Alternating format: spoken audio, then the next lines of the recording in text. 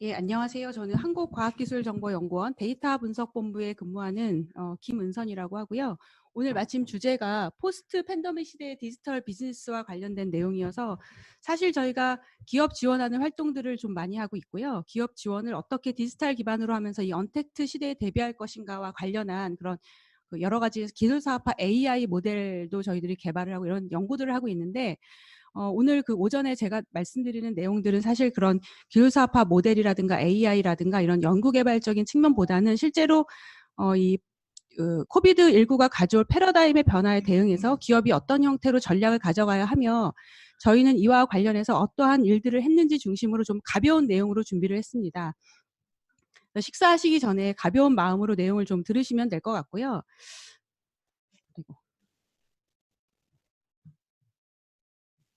그리고 오늘 제가 이제 말씀드리는 순서는 프롤로그에 이어서 코비드19로 인한 경제적 산업별 영향 그리고 코비드19가 가져올 패러다임의 변화와 이와 대응한 그 기업의 대응 전략과 에필로그를 끝으로 제가 발표를 마치도록 하겠습니다. 실제로 이제 코로나19 확산 추이를 보면 제가 이게 어제 업데이트된 자료인데요. 총 확진자랑 사망자 수를 보면 대한민국과 세계가 크게 이제 다른 양상을 보이고 있습니다. 저희 같은 경우는 잘 아시겠지만 급속히 확산을 하다가 그 인제 확산세는 좀 꺾인 모양새지만 수도권을 중심으로 해서 다시 그 감염자가 발생을 하면서 우려가 있는 상황이고요. 세계적인 상황을 보시면 유럽과 미국에 이어서 남아메리카나 아프리카로 이제 지역을 바꾸면서 코로나가 인제 확산되고 있는 그런 모양새입니다. 자, 근데 코로나가 저희가 겪는 처음에 그런 위험은 아니고요. 역사적으로 보면 그 팬데믹의 그 다양한 사건들이 있었고 실제로 이러한 그 감염병들을 겪으면서 저희가 많은 경제 구조나 이제 산업 구조가 바뀌는 양상을 보이게 되었는데요. 그런 내용들을 잠깐 살펴보도록 하겠습니다. 처음에 있었던 그 팬데믹은 패스트입니다. 흑사병이라고 불리는 것들인데 저희들이 14세기에 그 당시에는 이제 봉건 제도였잖아요. 농노들이 인제 일을 하고 영주들은 그 안에서 어떤 그 이익을 가져가는 그런 형태의 경제 구조였었는데 당시 패스트가 유럽을 휩쓸면서 많은 농노들이 인제 죽게 됩니다. 그렇게 되니까 사실은 이제 일할 노동력이 없어지게 돼서 영주들은 사실은 어떻게 보면 수익이 이제 수입원이 끊기게 되고 빈 땅이 많이 늘어나게 되는 상황에서 인건비가 많은 사람들이 죽었기 때문에 인건비가 무려 10배 이상 이제 폭등을 하게 되죠. 이러한 상황을 기반으로 해서 농노들이 자유를 얻고 실제로 부를 축적하게 되고요. 어떻게 보면 이 부를 축적한 그 농노들과 그 영주들 사이에 계속 이제 분쟁이 일어나면서 사실 농노 제도가 그러니까 영주와 농노 간의 그런 그 봉건 제도, 그 관계에서 형성됐던 봉건 제도가 무너지는 그런 계기를 마련하게 됩니다. 되게 재밌는 것이 인제 사람들이 노동력이 많이 없어지니까 지금 개념으로 보면 이제 자동화라는 개념이 이때 처음 생겨나게 됐는데 예를 들어서 사람들이 일일이 수작업으로 하던 그런 책을 수작업으로 인제 만들었었는데요. 이 패스트 이후에 구텐베르크가 인제 금속 활자를 만들어내게 됩니다. 그게 되게 어떻게 보면 획기적인 발견인데 오늘 제가 이 자리에서 말씀은 못 드리지만 이후에 감염병을 거치면서 이 금속 활자라는 부분들이 굉장히 다른 형태로 또 진보를 하게 됩니다. 그런 형태로 기술이나 산업 구조가 인제 바뀌는 부분들이 인제 있었고요. 되게 재밌는 것이 인제 봉건 제도가 무너지면서 향후 인제 르네상스라는 시대가 열리게 되고 팬데믹으로 인해서 여행이 제한이 되니까 당시에 감염을 막기 위해서 증명서를 발급을 하게 됩니다. 검역에 대한 증명서라든가 여행 제한을 하게 되니까 여행에 대한 증명서를 발급하게 되면서 기술뿐만 아니라 이 당시에 행정력이 엄청난 인제 속도로 크게 발전을 하게 되고 또 세금 징수 제도라는 게 생겨나게 됩니다. 자, 이게 이제 첫 번째 이벤트였고요. 두 번째는 뭐 여러분들이 잘 많이 들어보셨겠지만 아즈텍 문명이 인제 멸망하게 된 게 스페인이 침공을 하면서 그때 168명의 이제 학자마다 약간 다른 견해가 있기는 한데요. 168명의 군사가 가서 8만 명이 되는 아즈텍인들을 무찔렀는데 그게 사실 수적으로 참 불가능한 얘기거든요. 지금 저희들이 아무리 인제 전투를 잘한다고 해도 굉장히 어려운데 이런 부분들이 인제 '어떻게 이루어졌을까.'라는 부분에 대해서 이러한 견해가 있습니다. 당시에 이제 천연두가 인제 유행을 한 적이 있었고 유럽에 있는 스페인 사람들은 이미 천연두에 인제 내성이 있었어요. 내성이 있었는데 당시 아즈텍인들은 그런 감염병에 대해서 되게 무방비 상태였고 실제로 천연두가 유행을 하면서 90%가 황제부터 황제 후계까지 이르는 모든 사람들이 사망을 하게 되죠. 그러니까 침공을 한 인제 스페인 사람들은 노동력이 없으니까 당시 인제 아프리카로부터 노예들을 인제 수입을 하게 되는 거죠. 그래서 노예 제도라는 게 생겨나고 대규모 플란테이션이라는 새로운 이제 시대 이게 뭐 노예 제도랑 맞물려서 사실은 인제 비판이라 이런 부분들도 있기는 하지만 어떻게 보면 새로운 형태의 그런 그 산업이 생겼다라고 할 수가 있겠습니다. 그 마지막으로는 스페인 독감입니다. 저희가 코로나 얘기하면서 스페인 독감에 대한 얘기들을 되게 많이 하는데요. 스페인 독감이 인제 1900년대 초에 이게 전 세계적으로 창궐을 했었죠. 근데 이게 스페인 독감이 스페인에서 생겨난 게 아니라 미국의 캔자스에서 생겨났다라고 얘기들을 하는 분들이 많고요. 실제로 스페인에서 이것들을 언론에 발표를 하면서 이거를 이제 스페인 독감으로 명명을 했고 그래서 인제 우한 폐렴도 이게 우한에서 발생한 게 아니다라는 얘기를 할 수 있는 어떻게 근거를 마련한 계기가 되지 않았나 라고 얘기를 하시는 분들이 많습니다. 근데 스페인 독감이 그럼 우리나라가 그 당시에 일제 강점기였는데 영향이 있었을까요? 있었습니다. 당시에 그 수적으로 보면은 전 세계적으로 그 절대적인 숫자 측면에서는 가장 많은 사망자를 낸 것이 인제 스페인 독감인데 1차 대전 일어났을 때 사망자 수가 2,000에서 한 2,300만 정도 된다고 합니다. 스페인 독감으로 그 사망하신 분들의 숫자가 무려 5천만에서 다르긴 그 학자들마다 다른 견해가 있긴 한데 1억 명에 이르니까요. 전 세계 인구의 어떻게 보면 상당수가 스페인 독감으로 사망했다고 할 수가 있겠고 일제 강점기 그 당시에 인제 그 신문에 자료가 남아 있는 걸 보면 이 우리나라에서 너무 많은 분들이 돌아가셔서 가을에 추수할 노동력이 없었다라는 그런 기록이 있어요. 노동력이 없어지니까 어떤 일이 생기냐면 집약적인 산업이 발달하게 되는데 예를 들어서 미국의 자동차 산업이 그런 한 가지 예가 될 수가 있겠습니다. 그래서 제가 이 세 가지를 말씀드리면서 우리가 사실 지금 상황이 굉장히 어렵지만 이 전염병으로 인해서 사실은 인류의 역사 그 순간순간에 어떻게 보면은 산업이나 이거를 잘 타개하기 위한 산업이나 기술적인 진보가 있었다라는 말씀을 드리기 위해서 이 오늘 역사를 보여드린 거고 지금 인제 AR, VR이라든가 비대면 언택트라는 것들이 화두로 인제 등장을 하면서 빅데이터라든가 AI라든가 아니면 정보 시스템의 역할이 향후에 더 중요하게 될 것 같습니다. 그러니까 경제적 산업별 영향을 인제 살펴보도록 하겠습니다. 보시면 주요 국가의 경제 성장률이 인제 IMF 자료를 보면 오늘 아침 뉴스에도 나오고 뭐 어제 저녁에도 인제 계속 IMF 데이터를 활용해서 인제 발표가 나오는데요. 저희가 기억하고 있는 가장 최근의 위기가 인제 서브프라임 모기지입니다. 그 당시에 전 세계 경제 성장률이 -1% 정도로 예상을 했는데 사실 코로나로 인한 거는 그것보다 훨씬 더 안 좋아서 -3% 가 될 것으로 저희가 인제 그 예상을 뭐 우리들도 예상을 하고 있고요.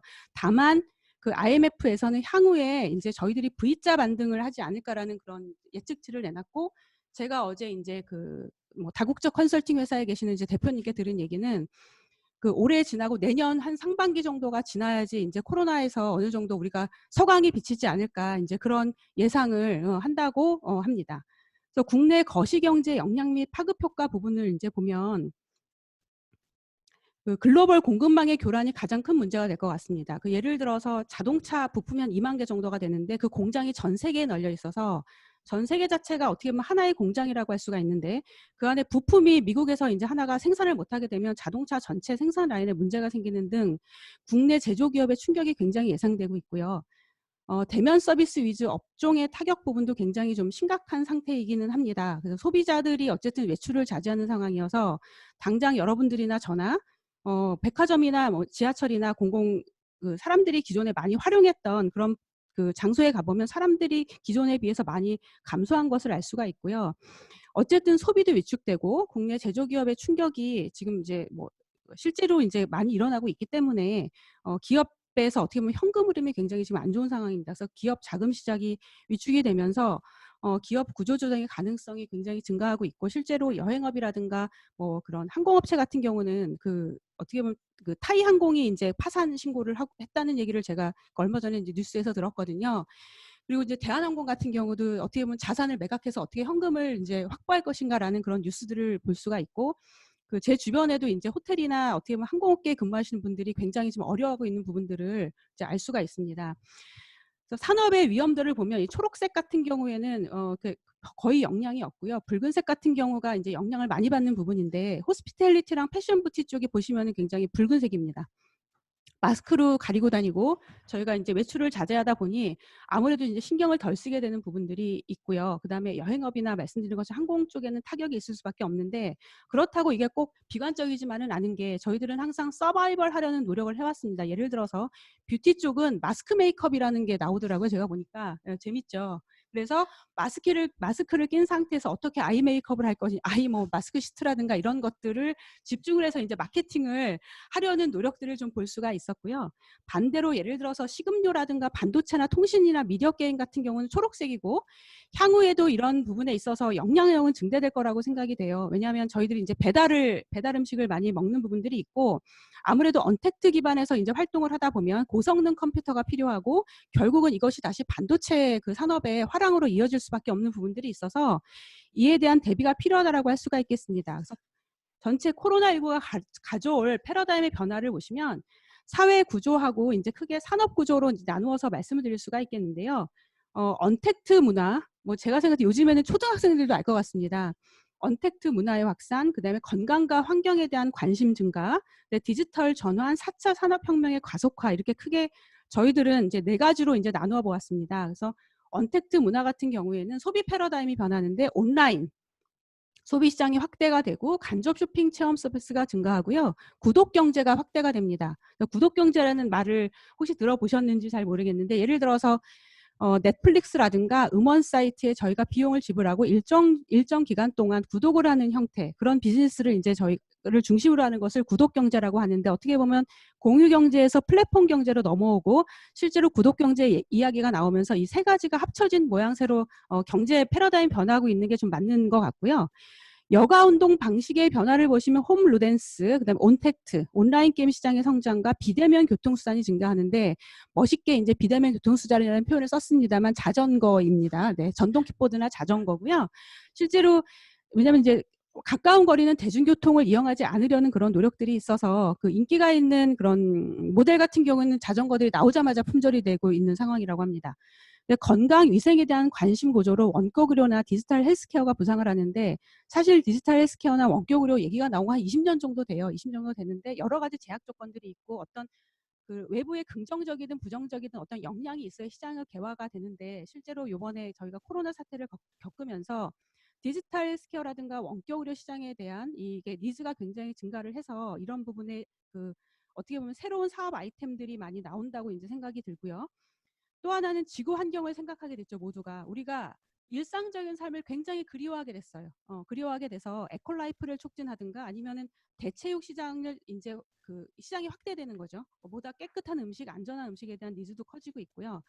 더불어 전기차와 자율주행 자동차에 대한 수요가 이제 확대되고 있습니다. 그 일하는 방식의 변화는 지금 저희들이 모여서 이렇게 세미나를 하는 것 역시 사실은 일하는 방식의 변화를 나타내는 어떤 그 방증이라고 할 수가 있겠는데요. 원격 근무나 원격 수업, 그다음 디지털 금융이나 스마트 행정 등이 이제 앞으로 실현될 거라고 보고 사람이 좀 손이 덜 가게 하는 언맨드 문화가 이제 확산되는데 자동화가 이제 과거의 공장 산업 자동화에서 그 영역이 점차 확대될 것으로 그렇게 예상이 됩니다. 그다음에 근간에 몇백 명이 한 곳에 모여서 작업을 하면서 이제 코로나가 확산이 되었기 때문에 그런 부분의 자동화라든가 무인화에 대한 니즈가 커질 것 같고요. 앞에서 말씀드린 언택트 문화 확산, 건강 환경, 그다음 디지털 전환을 가능하게 하는 것은 사실 기술인데 보시면 4차 산업혁명 부분에 있어서 사물 인터넷이나 5G 네트워크, 블록체인 같은 부분들이 굉장히 앞으로 이제 뭐 정부에서 예산 투자 좀 많이 하지만 활성화될 것으로 그렇게 예상이 됩니다. 소비 패러다임을 제가 말씀드린 거를 이제 설명을 드리면 그 월마트가 사실은 굉장히 그동안 고전을 하다가 매출이 엄청나게 이제 빠른 속도로 성장을 했습니다. 그 이유 자체가 그 음식을 저희들이 배달을 한다거나 아니면 택배를 받는다거나 주문을 하고 찾는다거나 이런 형태의 다양한 비즈니스 모델을 내면서 이게 이제 성공을 해서 매출이 굉장히 급격하게 성장을 했고요. 아마존은 월마트보다는 덜하지만 페덱스와 비교해서는 굉장히 견조한 성장세를 보일 것으로 예상이 되는데 이유가 수요와 물류를 갖춘 플랫폼을 갖고 있기 때문입니다. 그리고 한국 유통업체의 온라인과 오프라인의 그 상황을 보시면 오프라인 매출은 3개월 연속 역성장을 하는 반면에 온라인 매출은 2자릿수의 증가를 식품, 생활가정, 가전문화 중심으로 이제 보여주고 있습니다. 다음으로는 이제 언택트 문화 확산에 따른 여가 운동 방식의 변화를 보시면 홈루댄스 문화가 확산이 되고 있는데요. 예를 들어서 저희가 이제 아무래도 자택에 머무르는 시간이 많다 보니 실제로 외식, 이 표에서 보시면 아래쪽에 좌측 하단을 보시면 외식하는 경우는 굉장히 줄어들고 실제로 안에서 조리하는 경우가 늘어납니다. 그런데 실제로 이걸 매번 저희들이 요즘에는 음식을 해 먹는 그런 문화가 아니라서 실제로 이게 그 레토르트라고 하죠. 즉석 식품이 굉장히 많이 확산이 되고 있습니다. 오른쪽을 보시면 배달 음식인데요. 배달 음식 같은 경우는 처음에 시장이 열리는 포인트가 이 배달 앱을 다운받는 게 어렵고요. 즉석 식품 같은 경우는 처음에 한번 경험이 굉장히 어렵습니다. 그래서 그 경험에서 좋은 기억이 있으면 지속적으로 활용을 하게 돼 있는데 이런 부분들의 시장이 크게 성장할 것으로 보여지고 있고요. 디지털 헬스케어입니다. 건강 및 위생에 대한 관심이 고조되면서 기존의 헬스케어와 4차 산업혁명 IT가 붙어서 저희들이 모바일이라든가 개인 유전 분석 디지털 쪽에 굉장히 많은 영역들이 생겨나고 있고 재밌는 게 하단에 보시면 디지털 치료제라는 게 있습니다. 그러니까 AR, VR이 실제로 활용되고 있는 부분 중에 하나가 치매 치료제 부분인데요. 그 치매 초기 환자들을 대상으로 과거의 기억이라든가 어떤 기억을 되살리고 좋은 영상을 보여줌으로써 실제로 그 치료에 그 어떻게 보면 효과가 있다라는 그런 얘기들이 있고요. 지구 환경을 생각하는 삶의 복원에 있어서는 에코라이프가 이제 촉진이 되는 것이죠. 저희가 저녁에 퇴근을 해서 이제 석양을 보며 잠들고 아침에 맑은 햇살을 보며 깨어나는 그런 생활을 일상적인 것들을 사람들이 이제 그리워하게 되는 부분인데 이거 비슷한 소설이 있습니다. 그러니까 폐허가 된 지구에서 사람들이 내 생명에, 그러니까 사람들이 가진 생명의 10년 생명하고 모든 전 재산을 과거가 가진 일상을 경험하게 하는 것과 바꾸는 그런 내용의 소설이 있습니다. 근데 그것들이 실제로 그 코로나19를 겪으면서 저희들이 어떻게 보면은 이제 실제로 이것들이 좀 가능하겠다. 이런 소설이 충분히 실현 가능한 얘기다. 그런 상상할 수 있는 얘기다라는 그런 얘기들이 이제 나오고 있고요. 감사합니다. 네. 그다음에 두 번째로는 이제 일하는 방식의 변화인데 원격 근무랑 원격 수업이라서 이 데이터 자체는 저희가 예를 들어 미국이나 그 프랑스나 영국 자료이기는 한데요. 보시면은 저 일하는 방식이 많이 바뀌었습니다. 그러니까 저희 같은 경우도 재택근무하시는 분들이 많고 회의를 하더라도 제가 예를 대전, 부산 왔다 갔다 하던 거를 지금은 사실 이제 원격으로 진행하고 있는 상황이고요. 아래 보시면 컴퓨터 게임, 온라인 쇼핑 등으로 많은 부분이 디지털 기반으로 이루어지고 있는 것을 알 수가 있고 그리고 이제 원격 근무인데요. 실제로 구글이나 유니클로나 바이엘을 보시면 상위에 유니클로 같은 경우는 주 4일제를 도입을 했고 바이엘 같은 경우는 유연근무제를 이제 도입을 했는데 실제 우리나라에도 이렇게 하는 기업들이 있고 저희 연구원만 하더라도 유연근무제를 도입을 해서 출퇴근 시간을 저희들이 일정 그 코어 근무 시간을 빼고는 조정을 할 수가 있고요. 축적된 시간을 다시 활용할 수 있게 하는 제도가 있는데 이게 아마 확산이 굉장히 빠른 속도로 되지 않을까라는 그런 생각을 하고 있습니다. 언맨드 문화의 확산입니다. 우리가 이제 산업 자동화에 8가지 가치 창출 동인이 있었는데 여기에 이제 저희가 어떻게 보면 감염에 대한 그런 두려움들이 있잖아요. 그런 부분들이 어떻게 보면은 그 드라이버로 작용을 해서 실제로 산업뿐만이 아니라 저희 일상생활 속에도 언맨드 문화가 확산이 될 거라고 생각이 되는데 예를 들어서 이 방역 로봇이 있습니다.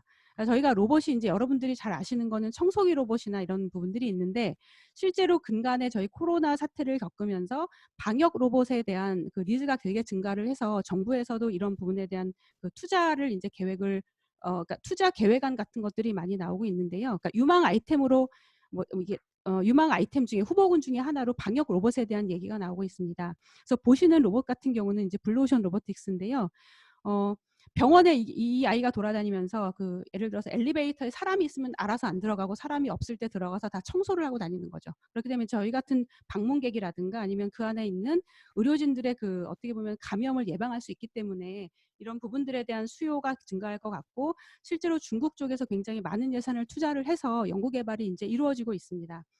그래서 앞에서 말씀드린 거를 가능하게 하는 거는 결국은 이제 이 가운데 저희 이 가운데 보면 AI, 빅데이터, 이제 클라우드인데 이런 부분이 기반이 돼야 하는데요. 저희가 컨택트와 아날로그로 이루어진 현실 세계와 언택트와 디지털로 이루어진 가상 세계를 어떻게 데이터화해서 모델링하느냐. 이제 그게 관건이 되겠고요. 실제로 저희가 시뮬레이션을 통한 결과를 현실 세계에 적용을 해서 어떻게 보면 가치 창출을 하는 것이 4차 산업혁명의 핵심이라고 할 수가 있겠습니다. 그것을 가능하게 하는 게 AI, 빅데이터, 이제 클라우드인데 자, 이런 부분들이 또 운영이 되려고 하면 제가 말씀드렸지만 그 결국은 고성능 컴퓨터라든가 아니면 소프트웨어 부분들이 이제 더 어떻게 보면 발전이나 더 필요한 분들이 많이 생길 것 같고 그 안에서 결국은 또 이게 반도체 산업으로 연결될 수밖에 없거든요. 그래서 이게 어떻게 보면 또 다른 산업의 인제 기회가 될 수 있다라고 인제 생각을 합니다. 그래서 기업의 대응 전략 부분으로 넘어가도록 하겠습니다. 앞에서도 간간히, 그다음에 여러분들께서도 뭐 일상생활을 접하시면서 뉴스에서 많이 보셨겠지만, 실제로 기업 운영의 거의 한 80% 되는 CEO들이 "이거 굉장히 지금 현재 네거티브하다."라고 그렇게 응답을 해 주셨어요. 리스크가 당면한 리스크들이 있는데, 예를 들어서 임직원의 안전이라든가 자가격리, 원격 근무로 인한 뭐 새로운 프로토콜을 만들어야 되고, 당장 연구 개발을 해야 되고 적용해야 되는 부분들이 생기고요. 어쨌든 출입국이나 여행 제한이 되고 국가 간 거래가 제한되면서, 실제로 이게 뭐 제조업에도 말씀드렸지만 큰 타격이, 밑에 보시면은 뭐 서플라이 체인의 중국의 공급사슬 붕괴와 더불어서 문제가 되고 있고, 불확실성이 굉장히 커졌습니다. 글로벌 경제가 언제 회복할 것이냐라는 부분에 있어서, 과거에는 어떤 이벤트가 벌어지면 예측들이 거의 일치된 형태로 나왔는데, 지금 같은 경우는 U자 반등, V자 반등, 뭐 회복도 하반기에 한다고 그랬다, 내년 초에 한다고 그랬다, 또 뭐 내년 하반기라는 얘기도 있고, 그런 얘기들이 인제 막 여기저기서 나오면서 불확실성이 점차 증대되고 있는 상황인데, 이런 상태에서 저희가 생명을 위한 노력과 경제 회복을 위한 노력이 두 가지로 이루어집니다. 그래서 까만 그래프의 상단 그래프를 보시면, 1 번은 생명에 대한 부분이죠. 생명에 대한 부분인데, 일단 이 이벤트가 코로나19라는 사건이 벌어졌을 때 어떻게 하면 이 빠른 확산을 인제 막을 것인가라는 문제가 있고, 두 번째는 그럼 빨리 테스트를 해서 감염원을 빨리 파악을 하자라는 부분이 있고, 마지막으로는 치료제를 개발하는 부분입니다. 그래서 이런 세 가지 활동들을 통해서 저희가 감염원으로부터 1차적으로 대응을 하고요. 두 번째 같은 경우, 저희가 인제 당면한 문제들이라고 하면, GDP가 -8에서 13%까지 강조한 상황에서 어떻게 일자리를 창출하냐라는 문제와 연관이 되어 있습니다. 하단에 3 번을 보시면 인제 일자리 창출인데, 일자리를 창출하면서 경제를 회복시키는 시나리오인데, 1 번을 보시면 역시나 지금 당장 기업들이 겪고 있는 애로사항을 해결해 주는 게 인제 급선무가 되겠는데, 이 표 자체는 이제 맥킨지에서 나왔는데, 사실 저희 나라가 이렇게 하고 있지 않습니까? 우리 사례가 모범 사례가 돼서 이렇게 나온 게 아닌가라는 그런 생각을 해 봤습니다. 또 이제 리더들이, CEO들이 크게 5 가지 전략을 세워야 되는데요. 말씀드린 것처럼 당면한 문제를 빨리 해결하는 것이 인제 문제가 되겠죠. 예를 들어서 의료품이라든가 직원들이 감염을 했을 때 이거를 어떻게 해결할 것인가에 대한 프로토콜이 만들어져야 될 것 같고, 두 번째는 회복에 대한 인제 부분입니다. 회복을 하는데, 자, 기업의 현금 흐름이 지금 악화가 됐는데 이런 부분들을 어떻게 개선할 것인가, 그다음에 큰 그림을 어떻게 가져갈 것인가에 대한 문제가 있고, 세 번째로는 세부 계획들이 나와야 되는데요. 지금 이제 기업들이 보시면 두 가지 전략이 있는 것 같습니다. 저희가 같이 일하는 회원사들을 보면, 당면한 문제를 해결하는 게 한 가지가 있고, 두 번째로는 우리가 그럼 이 비대면에 대응해서 어떠한 유망 아이템을 다시 차세대 사업 아이템으로 가져갈 것인가에 대한 그런 문제들이 있고요. 그렇게 고민이 이루어지고, 네 번째로는 이게 새로운 표준 뉴 노멀에 대한 고민입니다. 뉴 노멀이라는 시대하에서 어떠한 형태로 우리가 비즈니스를 이루어 갈 것인가라는 이제 고민들이 필요하고, 가장 중요한 것은 역시나 CEO의 어댑티빌리티, 민첩성이 가장 중요한데요. 저희 같은 경우만 하더라도 이게 사회적 거리두기가 시작되는 순간에 어떤 형태로 일이 저희가 디지털로 돌아갈 것인가라는 부분에 대해서 바로 딱 그게 연구원에서 방침이 내려오거든요. 근데 기업은 그거보다 더 심각할 것 같습니다. 지금 현재 가지고 있는 비즈니스를 어떻게 디지털 기반으로 가져갈 것인가에 대한 CEO의 청사진이 되게 중요하고, 이제 두 번째로는 프리딕션인데, 우리가 이런 사태가 앞으로 안 벌어지리라는 보장이 없습니다. 그래서 향후에 이러한 문제들이 발생을 했을 때 이걸 어떻게 예측하고 대응할 것인가에 대한 컨틴전시 플랜이 굉장히 중요합니다. 지금 당장 한다고 끝나는 게 아니기 때문에, 위험에 대응할 수 있는 어떠한 그런 저희가 근육을 갖추는 것이 굉장히 중요하다고 할 수가 있겠고요. 그것에 대한 이제 회복을 탄력시키는 부분인데, 앞에서 말씀드린 어떻게 우리가 예를 들어서 지금 현금이 안 좋다라고 하면 그것을 회복시킬 것인가에 대한 청사진이 필요하다라고 할 수가 있겠습니다. 그래서 6 가지로 인제 다시 위에서는 CEO의 큰 그림이고요. 앞에서 이 뒷부분에서 자세히 좀 6 가지로 브레이크다운 해 보시면, 첫 번째로 역시 중요한 것은 우리 직원들의 건강이죠. 건강과 안전이고, 물리적인 작업 공간을 어떻게 가져갈 거고, 새로운 프로토콜을 마련할 것인가에 대한 표준을 만드는 것이 중요하고요. 그다음에 재택근무를 하지 않습니까? 여기 스타핑 앤 어텐던스라고 되어 있는데, 재택근무라든가 현장 근무를 하는 것에 대한 새로운 이제 표준도 필요합니다. 그래서 이렇게 결국은 사람과 관련된 문제인데요. 그러다 보니 휴먼 정책 HR 폴리시도 만들어야 되고요. 5 번째로는 트래블 폴리시인데, 보시면은 저희들이 출장을 가거나 이게 보면 굉장히 제한을 많이 하고 있어서 사회적 거리두기라든가 아니면 일상생활적 거리두기에서 어떠한 형태로 저희가 인제 일을 할 것인가, 그 출장을 가거나 할 때 예를 들어서 뭐 어떠한 프로토콜을 가지고 직원들을 움직이게 할 것인가에 대한 그런 세부적인 플랜이 필요할 것 같고, 상호작용 부분인데 그러면 포맷 오브 인터랙션, 저희가 사실은 대화하는 방식도 많이 바뀌었습니다. 뭐 예를 들어 1미터 거리를 두고 마스크를 쓰고 앉고 발열 체크를 하고 이런 부분들이 있는데, 실제로 기업마다 저희가 인제 방문을 해 보면 이런 부분들이 잘 이루어지고 있다라고 생각이 듭니다. 그래서 기업의 대응 전략은 크게 단기적 차원의 기업 대응과 장기적 차원의 인제 기업 대응이 있는데요. 단기적 차원의 기업 대응은 제가 인제 말씀드렸다고 생각이 되고, 장기적 차원에서 강조하고 싶은 것은 여기 사업 포트폴리오를 최적화하는 부분들이 있습니다. 그래서 두 번째 꼭지에 기업 생존에 필요한 핵심 사업에 대한 집중과 신규 사업에 대해서 뭐 연기도 하지만, 중요한 거는 우리가 인제 과거에 그 서브프라임 모기지 때 기술 개발을 해서 새로운 영역으로 들어간 기업들은 살아남고, 실제로 많은 대기업들이 그때 좀 어 어떻게 보면 없어지거나 도산하거나 합병이 되거나 했는데, 그게 승자의 저주라는 표현으로 그러니까 불리거든요. 저희가 상상하지 못했던 부분에 상상하지도 못했던 일들이 그 당시에 일어났는데, 예, 코로나도 마찬가지라고 생각이 됩니다. 저희가 AI나 비대면이나 이런 부분에 대해서 새로운 그 어떻게 보면은 사업 기회, 어려운 부분에 있지만 그 안에서 기회가 창출되는 부분들을 기업들이 빠르게 전환할 필요가 있다라고 생각이 되고, 스텝 3의 포스트 코로나를 위한 준비가 보시면은 미래지향적으로 코로나 이후에 인제 제가 말씀드린 부분인데요. 비즈니스 기회를 위한 준비나 상시적인 준비가 필요하다라고 할 수가 있겠습니다. 그래서 마지막으로 이제 보시면은 저희 스페인 독감이나 메르스 같은 경우에는 2 차, 3차 파동이 계속 있었기 때문에 코로나도 아마 이렇게 될 거라고 인제 예상들을 하고 있고, 근데 그럼에도 불구하고 이러한 그 상황 하에서 여전히 우리는 서바이벌 할 수 있다. 보시면 이게 주목할 글로벌 테마 맵인데, 예를 들어서 왼쪽 상단의 롱제비티가 저희가 어쨌든 그 기대 수명이 증가하고 있잖아요. 기대 수명이 증가하고 있고, 가운데 상단에 보면 리튬입니다. 인제 모바일 장비 및 기술 부분인데요. 이런 두 부분들이 합쳐져서 메디컬 디바이스 임플란트, 저희가 디지털 헬스케어도 있지만 실제로 저희 몸에 이제 이식을 해서 저희의 건강을 체크하거나 아니면 치료를 할 수 있는 이런 부분의 시장이 열리고 있고, 가운데 이제 보시면 이제 그 붉은 부분들이 창출되는 부분이고요. 그 파란색 글자 부분들은 인프라라고 할 수가 있겠습니다. 그래서 주변의 이런 환경들을 영민하게 인제 그 보면서 이 안에서 그럼 우리가 가진 비즈니스를 어떤 형태로 창출할 것인가라고, 이 안에 있는 영역 말고도 사실 한 100개 이상의 영역도 저희들이 이미 발굴을 해 놓은 상태이고, 아마 많은 공공기관이나 그리고 정부 차원에서도 벌어지고 있는 일들이 많기 때문에 그런 부분들을 기업에서 주목하시면 굉장히 좋을 것 같습니다. 예, 피터 드러커가 그런 말을 했어요. "가장 큰 위험은 지금 이렇게 터뷸런스가 아니고요, 과거의 논리로 하는 것이다."라는 그런 말씀을 하셨는데, 저는 이걸 어떻게 해석을 했냐면, 오늘 이게 정보 시스템 학회지 않습니까? 이 안에서 교수님들께서 사실 굉장히 많은 연구 개발을 수행을 하고 있는데, 산학연이 이렇게 잘 협동을 해서 어떻게 보면 기업의 전환에 이 안에서 연구 개발된 내용들이 훌륭히 적용이 된다면 이게 기업의 또 다른 기회가 될 수 있을 것이라고 인제 생각을 하고요. 저는 한국과학기술정보연구원에서 나왔고, 저희들 같은 경우는 이미 10년 전부터 많은 부분들을 데이터나 디지털로 전환하려는 노력을 했습니다. 그래서 가운데 보시면 아스티라는 게 전국 최대의 과학기술정보협의체인데 회원사가 한 12,000개사 정도가 되고요.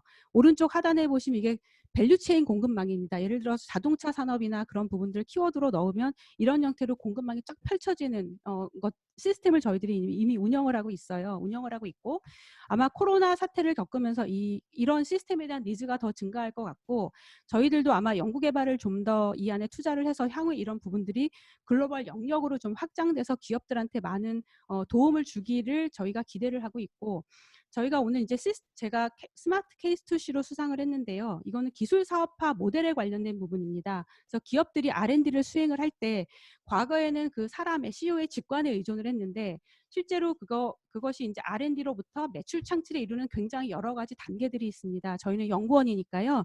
그 단계들을 이론적으로 분해를 하고, 그 단계별로 필요한 데이터는 무엇인지 정의를 하고, 데이터에 기반한 모델을 만들고, 그 모델을 기업들한테 활용하게 함으로써 어떻게 보면 좀 더 과학적인 의사결정을 지원하는 일들을 하고 있습니다. 그래서 예를 들면 기업 프로파일러라든가 역량 진단, 그다음에 차세대 사업 아이템을 발굴하고, 발굴된 아이템이 실제 해외 시장에 나가서 경쟁력이 있는가, 없다면 어느 부분을 보완해야 하는가라는 부분에 데이터 기반의 의사결정을 할 수 있도록 모델을 갖추고 있고 실제로 이 부분들이 지자체나 출연연으로 이제 확산이 되고 있습니다. 그래서 활용 확산에 대한 부분을 학회에서 인정을 해 주셔서 저희가 오늘 상을 받았다고 생각이 되고요. 향후에 이런 부분들이 좀 더 많이 확산될 수 있도록 노력을 하고 보다 여기서 인제 그 학교에서 개발된 그 첨단 기술들하고 저희 연구원들하고 좀 협업을 해서 보다 많은 그 분들이 수혜를 받을 수 있도록 하도록 하겠습니다. 그리고 이거는 제가 이제 소개를 드리면 K-MAPS라는 산업시장 분석 시스템이 있는데요. 자동으로 분석이 되어서 나옵니다. 예를 들어서 물 산업하고 키워드를 넣으시면 분석 보고서가 자동으로 출력이 돼서 나오는 것들이 있는데 저희들이 이런 것들 기업들이 활용할 수 있는 다양한 부분들을 실제로 만나지 않고 과거에 사람이 했던 일인데요. 만나지 않고 자리에 앉으셔서 활용하실 수 있게 만드는 일들을 연구를 개발을 하고 있습니다. 그러니까 기업을 떠나서 이제 국가적인 측면에서 일도 하는데요. 저희가 국가에서 올해 예를 들어서 1조 한 5천억 원 정도 되는 예산을 배분을 할 때 저희 분석본부가 만든 패키지형 R&D 투자 플랫폼이 활용이 되었습니다. 그래서 과거에 전문가들, 정책 입안가들의 그 직관에만 의존했던 부분들, 그다음에 기술 영역에만 의존했던 부분들을 저희가 산업 R&D 사업 제도, 사회, 그다음에 그 고용 창출이라는 부분과 연계를 하고 이런 부분들이 실제로 데이터 기반의 의사 결정이 이루어질 수 있도록 시스템을 만들고 실제로 정부에서 이제 활용을 하고 있습니다. 시간을 좀 약간 초과를 한 것 같은데 제가 굉장히 빨리 말씀을 드려서 너무 죄송하고요. 다시 한번 오늘 제가 저희한테 상을 주셔서 너무 감사드리고 이게 뭐 저희가 잘해서 받는다기보다는 저희가 지금 코로나 사태에 대비해서 기업의 이런 디지털을 기반한 시스템을 활용한 부분이 인정이 되어서 상을 받았다고 생각을 하고 앞으로 사실 더 잘하라는 의미로 받아들이고 아마 한 3년 뒤에 그때 키스티 상 주기를 잘했다는 말씀을 여기 학회 회장님이나 다 오늘 이제 평가해 주신 분들이 들을 수 있으실 것 같아요. 지금 상황을 보면 그렇게 하도록 저희가 노력을 하고 이 결과가 데이터가 쌓이면 학회에서 좋은 논문으로 보답하도록 하겠습니다. 감사합니다.